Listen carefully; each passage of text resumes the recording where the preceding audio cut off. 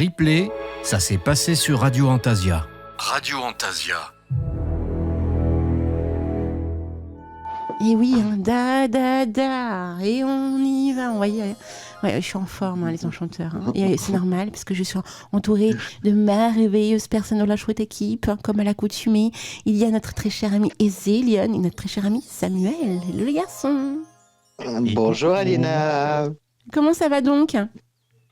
Écoute, ça va pour moi. Ouais, ça roule. Voilà, il fait un beau soleil chez moi, donc tout va bien. Oh là là, ça t'as pas eu la pluie alors ? Non. Si, hier. Si, t'as eu Ah oui, pluie. d'accord. Oui. Moi, c'est un petit peu plus dans la semaine, mais ce week-end, il fait très très beau. Donc ça fait plaisir. Ouais. Alors, vous avez aimé... Ça change du mois de février. Oui, aussi. Ah, Pascal, ok, il part voter, Pascal. Vous savez que ça fait bizarre quand même d'être avec vous le jour des votes, quand même. Hein. Le jour des élections. Hein. Ça me change, mais ça me change, les enchanteurs. Hein. Si vous saviez. Bref, donc là, on passe à la suite des élections. À la suite de l'émission. Alors, on parle aussi de ça parce qu'en off, quand la musique passait avec les garçons, on parlait de ça justement. Donc, je pense que j'ai dû rester bloqué sur les élections. Vive Olas. Moi, je vais dire présidente. Ah oui, ah ouais. Moi, je veux bien aussi, mini-présidente. Hein. Moi, j'achète de suite. Hein. Je vote de suite. Oui, mais est-ce qu'elle a envie ? Ça, c'est autre chose. Ah bah, mais elle sera entourée, on sera avec elle. Clairement pas. Ça va être folklore. Hein. Bah, c'est ça qui est drôle, justement. Et est-ce que vous voulez qu'on fasse des élections sur Antasia ? Tiens, ce serait marrant. Délire notre assistant. Tu veux être détrôné alors ? Non. Moi, je garde mon trône. Hein. C'est juste un assistant. Non. Chaque année, il y a un nouvel assistant qui m'épaule en fait. C'est pas bête. C'est pas bête. Les enchanteurs votent. Attends, ah non, c'est Mimi qui m'a répondu, mais en fait, rien à voir, c'est avec la conversation. D'accord, tu as cru, hein. Tu as cru, Lulu. Ouais, j'ai cru. Attends, elle écrit. Oui, c'est parce qu'on est un petit peu en différé à Ezelion aussi. Hein. Quand on papote, ils ont l'information quelques secondes après. Je vais me faire démonter. Voyons. Du direct live, les enchanteurs, du direct live. Ah bon. Bon, en qu'est-ce attendant... qu'elle te dit comme réponse ? Elle fait oh. Bah tiens, tu m'étonnes. Elle a rien demandé. Non, mais par contre, je trouve que l'idée d'avoir à mes côtés chaque année un enchanteur de la chouette équipe différent, je trouve que ça peut être une belle idée à réfléchir. Oui, mais il te faut des candidatures quand même. Bah oui, quand même. Le choix aussi. Oui, il faut que, mais ce serait bien qu'il y ait des candidatures de la chouette équipe. Ce serait sympathique. Samuel, président. Président. Alors, c'est pas président, hein, c'est assistant. Oui, c'est ça. Pareil, ça marche pareil. On délègue tout à Samuel. Hein, et puis Alina, elle part se faire bronzer sur une île déserte, c'est ça ? Ouais, moi ça me va. Je valide. Ça va être le dawa dans la radio, mais c'est pas grave. Ah bah écoute, mais c'est comme ça qu'on apprend. Hein. C'est comme ça qu'on apprend. Demande à Antinous. Voilà, je te pose ça là. C'est ça. Nous on sait, t'inquiète. Alors, mes très chers garçons, c'est comme si vous étiez mes fils. Non, mais n'importe quoi, Alina.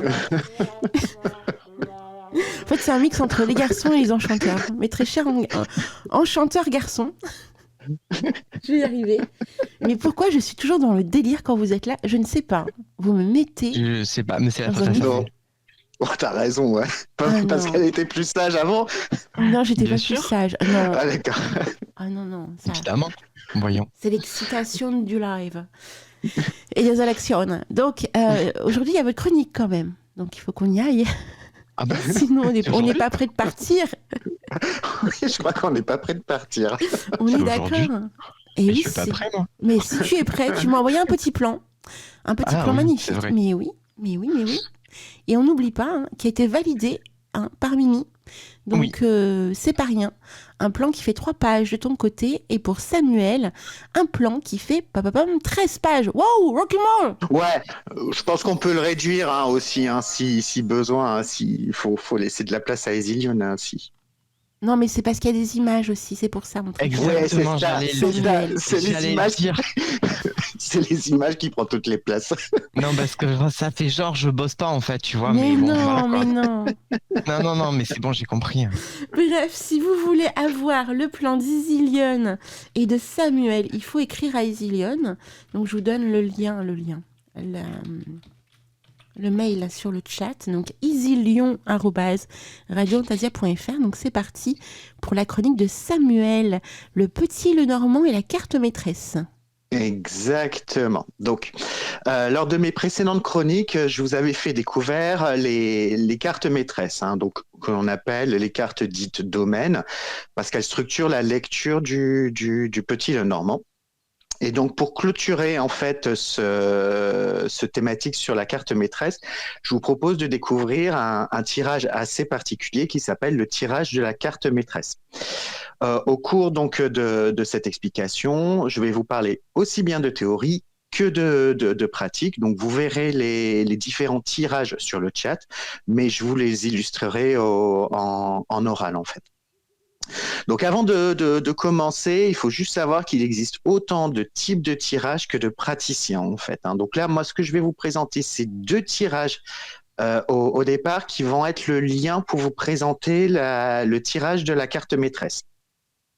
Je vais commencer tout d'abord par le tirage de la roue astrologique, également appelé le tirage des 12 maisons astrologiques. Donc, il s'agit d'un classique du tirage divinatoire qui se présente sous la forme d'un cercle composé de 12 cartes. Donc 12 cartes qui font bien entendu référence aux 12 signes du zodiaque et aux 12 maisons astrologiques. La première carte qui est située à gauche est la carte numéro 1, puis les autres cartes sont disposées dans le sens inverse des aiguilles d'une montre.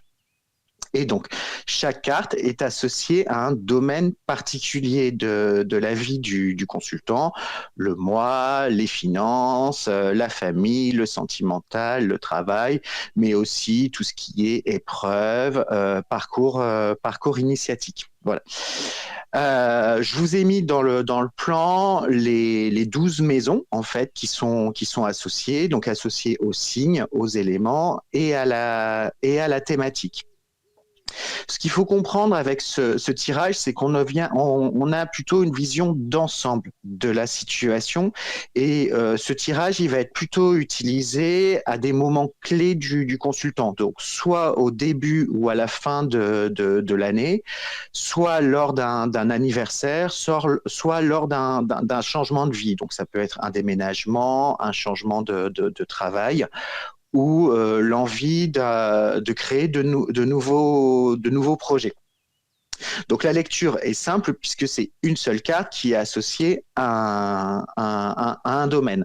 Ce qui peut être un petit peu difficile à comprendre, c'est qu'en gros, ce qu'il faut comprendre par rapport à la lecture, c'est qu'on essaye de voir ce qu'on appelle les tendances générales, en fait, la météo générale, et de voir les points d'attention par rapport à la vie sur les thématiques qui sont orientées. Il existe un autre tirage. Alors là, celui-là, il est très connu des cartomanciens. C'est le tirage en croix. Alors, contrairement à la roue astrologique qui va s'orienter sur une vision globale du consultant, le tirage en croix va s'orienter sur une question bien précise. C'est vraiment là, hein, le tirage en croix, c'est une question. Donc, il est composé de 5 cartes qui est disposée en croix. Donc, dans la logique, on met la première carte à gauche, la deuxième carte à droite, la troisième carte en haut, la quatrième en bas, et puis la carte du milieu représente la 5e carte. Dans l'ensemble, chaque positionnement de cartes vont interpréter un point important en fait. Alors, traditionnellement, la carte de gauche représente la situation actuelle. La carte de droite, c'est plutôt les forces, les atouts. La carte en haut, c'est plutôt lié à la réponse à la question. La carte du bas, c'est plutôt les influences qui vont être faites. Et la carte centrale représente la carte de synthèse, en fait, qui résume cela. Mais ce qui est caractéristique au petit Lenormand, c'est aussi cette logique d'association entre les cartes. Parce que la lecture peut se faire aussi en deux temps. D'abord une lecture carte par carte, comme je l'ai dit, mais ça peut être une lecture en fait par axe. C'est-à-dire que dans l'exemple que je vous ai montré, nous avons à gauche la maison, à droite la tour, en haut le soleil, en bas la montagne et au milieu l'encre. Et donc l'encre va être un point essentiel par rapport à la lecture, aussi bien horizontale que verticale. Donc rappel, hein, les cartes horizontales, c'est plutôt la situation et le présent, alors que les cartes verticales vont être plutôt la réponse ou le conseil en fait. Donc vous avez compris, hein, le tirage en croix, il sert à explorer un domaine bien particulier et c'est un peu la particularité du tirage de la carte maîtresse. C'est-à-dire que on va positionner la carte maîtresse qui correspond à la question, qui va être le point principal dans cela.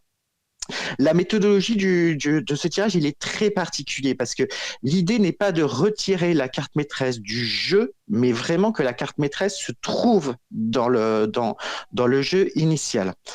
Vous battez d'abord les cartes à votre rythme en vous concentrant sur la question. Puis une fois que vous avez terminé, vous coupez le jeu, vous replacez le paquet du bas au-dessus, puis vous retournez le jeu pour faire défiler les cartes afin de rechercher cette fameuse carte maîtresse qui a été choisie. Une fois que vous l'avez trouvée, vous allez placer les deux cartes qui précèdent la carte maîtresse à votre gauche, puis les deux cartes suivantes à votre droite. Donc on obtient ainsi une ligne de 5 cartes avec deux cartes qui sont situées à gauche, qui ont plutôt des influences liées au passé, au présent et aux origines, et celles à la droite qui vont plutôt être dans la réponse, l'évolution et les conseils. Là, ce que je vais vous présenter, c'est des cas pratiques en fait, et vous allez comprendre que tout ce tirage de la carte maîtresse, il est vraiment influencé par rapport à la question. Et vous allez le comprendre le pourquoi. Alors, je vous ai donné un cas où la consultante s'appelle Jessica, qui vient vous voir et qui pose la question suivante: quel est mon avenir sentimental? C'est souvent cette question-là. Dans cette logique et dans cette question, on est sur le domaine du sentimental. Et donc, on pourrait prendre la carte du cœur comme carte maîtresse, puisque le cœur est associé aux sentiments et aux émotions. Et donc, dans cet exemple que je vous propose, nous avons la carte du cœur qui se trouve au milieu, puis nous avons deux autres cartes qui sont situées à la gauche, la carte de la dame ou de la consultante, la carte de la maison, et à la droite du cœur se trouve la carte de la tour et du cavalier. Si on fait une lecture générale, en fait, on voit que la dame peut représenter la consultante, mais la lecture est assez compliquée en fait à comprendre. Soit elle est limpide dès le début, soit on a besoin de précision. Et pourquoi on a besoin de précision? Parce que tout simplement, la question posée est très générale. On est vraiment dans la généralité et on a besoin dans cela d'avoir quelques précisions sur la situation de Jessica pour comprendre les tenants et les aboutissants, comme est-ce qu'elle est célibataire, est-ce qu'elle est en couple, ou est-ce qu'elle traverse une difficulté relationnelle en ce moment. Et c'est vrai que par rapport aux préoccupations de Jessica, la carte maîtresse choisie peut varier. Ça ne veut pas dire que le tirage qui a été fait au départ n'est pas pertinent, mais il y a besoin de préciser ou de reformuler la question, voire même de la clarifier.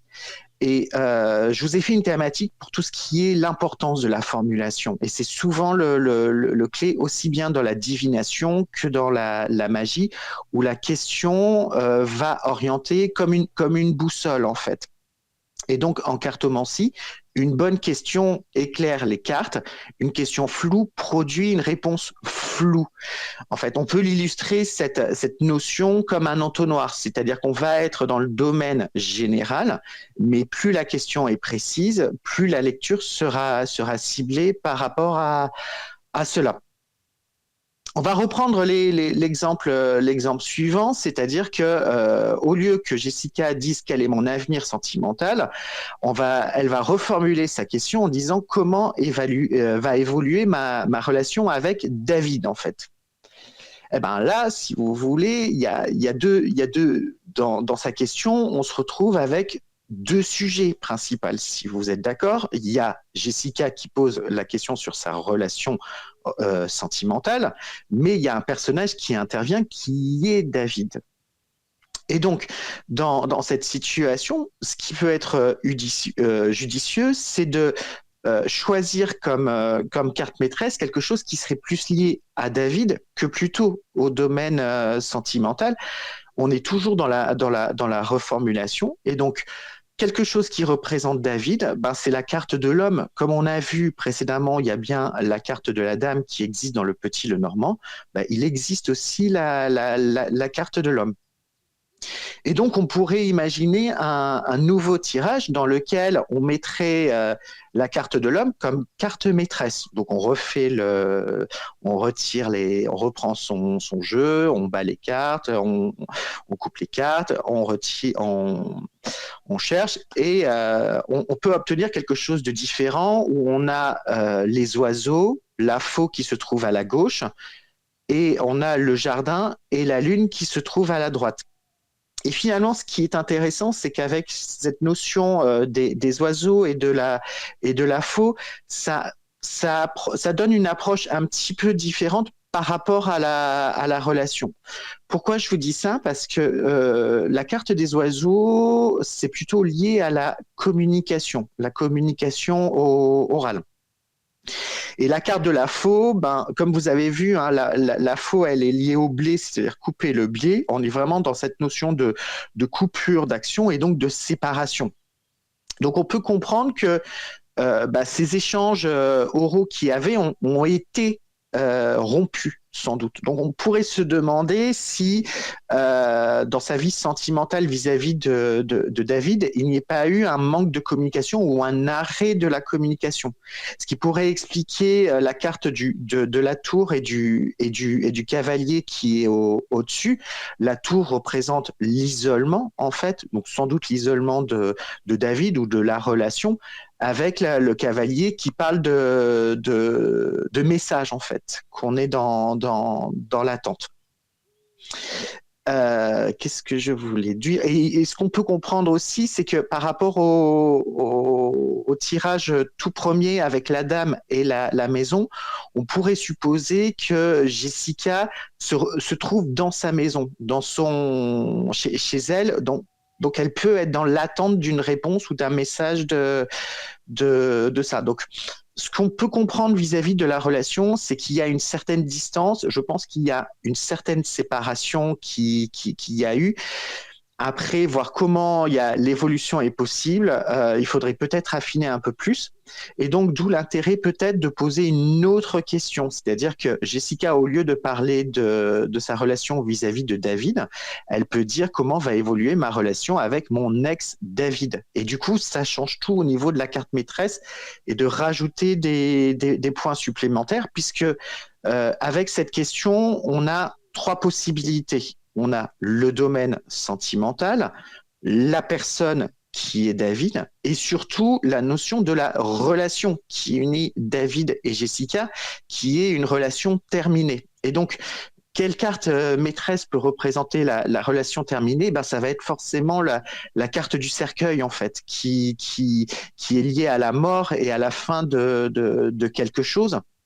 Et on pourrait imaginer un 3e tirage supplémentaire qui, cette carte maîtresse, va représenter cette relation terminée. On pourrait imaginer d'avoir, sur la carte maîtresse du cercueil, 2 autres cartes qui seraient à la gauche, la carte du trèfle et du chemin, et 2 autres cartes à la droite qui seraient la carte du soleil et de la clé. Et la limpidité, elle est là, puisque avec cette notion de trèfle et de chemin, on pourrait idée qu'il y a cette notion de prise de distance, de changement de point de vue, de choix à faire à ce niveau-là, malgré plusieurs tentatives. Je pense que le trèfle a voulu parler de tentatives par rapport à cela. Donc on a vu toujours le pourquoi, ou au moins la situation, mais on ne s'est jamais dit l'évolution. Si vous vous en rappelez, la réponse à sa question, ou plutôt les conseils. Pourquoi je vous dis ça? Parce que visiblement, au niveau des tirages, les cartes situées à la droite vont être plutôt liées à des conseils qu'à une réponse. Pourquoi je vous dis ça? Parce que on a le soleil et la clé qui sont des cartes relativement très positives, mais on a, si on reprend celle de David, nous avons le jardin et la lune qui est aussi à côté. Donc, ce que l'on peut synthétiser par rapport à la situation, c'est que on est plutôt dans un conseil où on conseillerait plutôt à Jessica de sortir, de rencontrer du monde, d'avoir ces échanges en public et de pas rester enfermée chez elle dans l'attente de quelque chose. La situation ira beaucoup mieux. Et donc, pour résumer, en fait, le principe du tirage de la carte maîtresse, c'est que ça n'est pas un tirage d'une carte, mais c'est un tirage de plusieurs cartes qui va être, comme je vous ai dit, en entonnoir. C'est-à-dire qu'on va essayer, à travers la question qui est posée, imaginer le domaine général, la personne qui est concernée ou pas, et une carte qui pourrait illustrer cela par rapport à la question générale. Donc, en conclusion, le tirage de la carte maîtresse, c'est un tirage très spécifique du Petit Lenormand, puisqu'il constitue une sorte de porte d'entrée dans l'univers de ce jeu, en particulier pour les débutants qui souhaitent se familiariser avec la symbolique des cartes. Eh ben, j'en arrive à la fin de cette partie sur tout ce qui est carte maîtresse. Ce que je vais vous proposer dans les prochaines chroniques et les prochains épisodes, c'est plutôt de vous ouvrir ou de découvrir des nouvelles pistes de lecture, des outils, des auteurs et des différents jeux qui existent, vous permettant aussi bien à la fois d'apprendre sur ce jeu, mais aussi de le découvrir. Et pour cela, la prochaine fois, je vais vous présenter un jeu assez particulier qui s'appelle le Petit Lenormand de Marseille. Donc, comme vous avez compris, on a donc on est sur le Petit Lenormand, donc on est un jeu du Lenormand, mais avec de Marseille, on pourrait sous-entendre que on est sur un tarot de Marseille, et c'est ça l'idée. Et on va essayer de voir à travers ces deux symboliques entre le tarot et le Petit Lenormand ces nouvelles perspectives d'interprétation qui peuvent nous ouvrir. Waouh!